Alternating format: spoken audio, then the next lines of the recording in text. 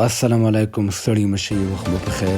تاسې ته له زیر نیوز څلېرویشت څخه د نن ورځې د مهمو خبرونو ټولګې ته ښه راغلاست وایو. نن یکشنبه د 1405 هجري لمریز کال د سور شپږمه چې د 2026 زیږدیز کال د اپریل له 26 سره برابره ده.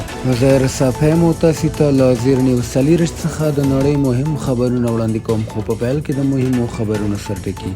عراقچي بیا اسلام آباد ته ځي. د هرمز تنګي کړکېچ تر سیوري لاندې ډیپلوماتیکې هڅې دوام لري. غزې د اسرائیلي بریدونو دوام او د سپینې ماڼۍ د خبریالانو میلمستیا کې د ډزو پیښه وسلوال کس ونیول شو. اوس هم پام وکړئ پوره خبرونو ته. ټاکل شوي د ایران د بهرنیو چارو وزیر سید عباس عراقچي له عمانه تر راستنېدو وروسته یو ځل بیا اسلام آباد ته ولاړ شي، څو له پاکستاني چارواکو سره خپلې سلا مشورې وغځوي. د راپورونو له مخې نوموړی مخکې هم اسلام آباد ته تللی و او تر لیدنو وروسته عمان ته لاړ. نوموړی به له دې سفر وروسته مسکو ته هم ولاړ شي، څو د جګړې اوربند او روسیې پرمختګونو په اړه خبرې وکړي. ایراني سرچینې وایي د دغو سفرونو مهم هدف د جګړې پای ته رسول او د سولې لپاره د تفاهم پر چوکاټ بحث دی، څو د تهران دریځونه نورو اړخونو ته ورسول شي. بلخوا بیا د ډونالډ ټرمپ په مشرۍ امریکا د خپلو استازو د پاکستان سفر لغوه کړی او ټینګار کړی چې خبرې کولی شي مستقیم ترسره شي. دا پرمختګونه داسې مهال کیږي چې د هرمز تنګي کړکېچ لا هم دوام لري او د نړیوالې انرژي بازار یې تر فشار لاندې راوستی.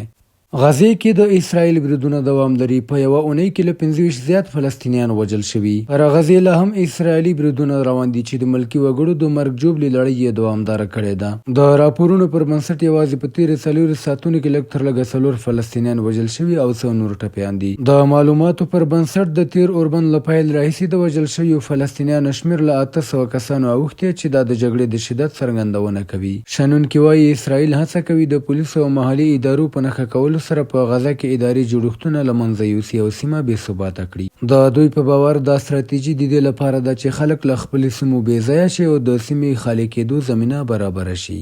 په جنوبي لبنان کې د اوربند نقص حزب الله د ځوابي بریدونو د دوام خبرداری ورکړی. په جنوبي لبنان کې د اسرائیل او حزب الله ترمنځ نښتې دوام لري او دواړه لوري یو بل د اوربند په ماتولو تورنوي. حزب الله وایي اسرائیل تر 500 زیاتې سرغړونې کړي او خبرداری ورکوي چې خپل بریدونو ته به دوام ورکړي. راپورونه وایي چې اسرائیلي ځواکونه لا هم په جنوبي لبنان کې عملیات کوي، په داسې حال کې چې حزب الله د ډرون او توغندیو بریدونه زیات کړي دي. اسرائیل پوز د خپل عملیاتو پخلی کړی او ویلي دي چې سرتیری هم وژل شوی دی. دغه راز په تازه اسرائیلي بریدونو کې لږ تر لږه 4 کسان په لبنان کې وژل شوي هم دي. د امریکا په پلازمینه واشنګټن کې د سپینې ماڼۍ د خبریالانو کلنۍ میلمستیا پر مهال د ډزو یوه پیښه رامنځته شوه چې لنډمهاله ګډوډي یې جوړه کړه، خو ولسمشر ډونالډ ټرمپ او نور ګډونوال خوندي پاتې شول. د راپورونو مخې یو وسلوال کس د امنیتي تلاشي سیمې ته ورمنډه کړه او هڅه یې کوله د امنیتي کمربند تیر شي، خو د پټو خدماتو ځواکونو ژر مهار او ژوندی ونیو. چارواکي وایي نیول شوی کس تر څېړنې لاندې دی او د پیښې انګېزه لا څرګنده نه ده. او د پای خبر دا چې کولمبیا کې خونړۍ چاودنه 14 تنه وژل شوي او لسګونه نور ټپیان. د کولمبیا په جنوب لویدیځ کې د یکشنبې په ورځ د لویې لارې پر سر د بمي چاودنې له امله لږ تر لږه 14 تنه وژل شوي او تر 38 زیات ټپیان دي. په ټپیانو کې لږ تر لږه 15 ماشومان هم شامل دي. چارواکو دا برید د فارک پخوانیو یاغي ډلو ته منسوب کړی، خو تر اوسه کومې ډلې رسمي مسؤلیت نه دی منلی. یاده پیښه د راتلونکو ولسمشریزو ټاکنو تر مخه د تاوتریخوالي د زیاتېدو تازه بیلګه بلل کیږي.